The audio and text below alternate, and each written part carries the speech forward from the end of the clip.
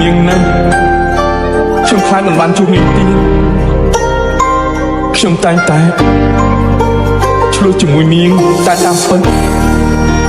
ពេលដែលពួកយើងនៅជាមួយគ្នាខ្ញុំរីករាយខ្ញុំមានក្តីសុខជាងគេចាប់ពីថ្ងៃនេះទៅបងត្រូវរៀន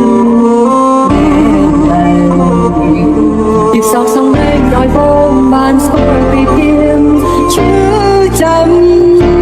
បងនឹងធ្វើមកឲ្យរស់នៅក្នុងបងក្នុងព្រៀងស្លំស្នឹងតើមានអោតាំងអូនធ្វើជាបង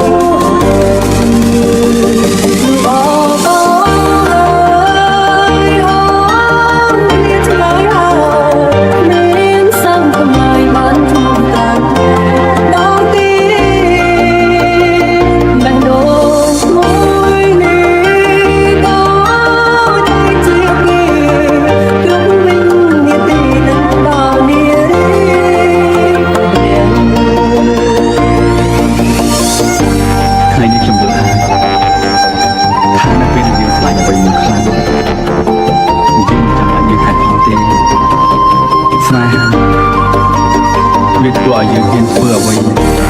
ដែលល្ងងខ្លាំងបានទាំងអស់ហើយ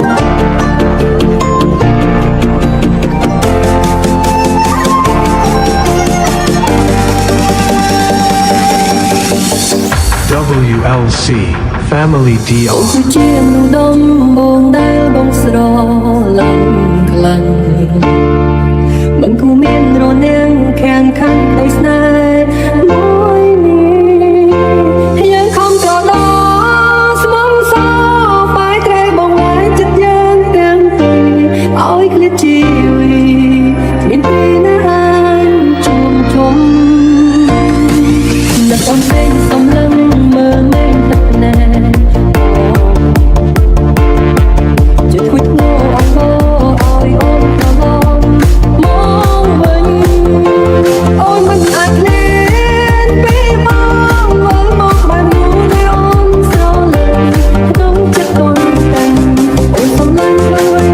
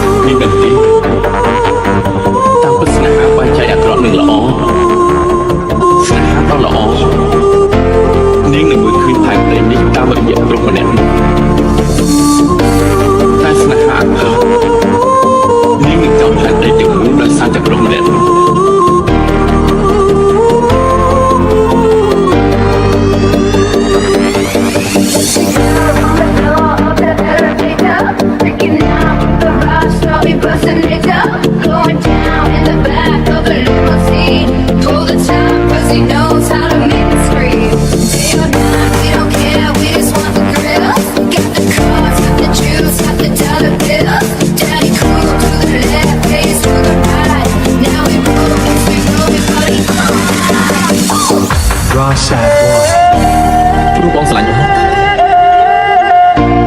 ពេលបងជួបអូនដំបូងបងមិនច្បាស់ថាក្រៅពីអូនបងមិនរៀបការជាមួយអ្នកផ្សេងជាដាច់ខាតទោះជាអតីតកាលអូនជាអ្វីបងក៏នៅតែមិនព្រម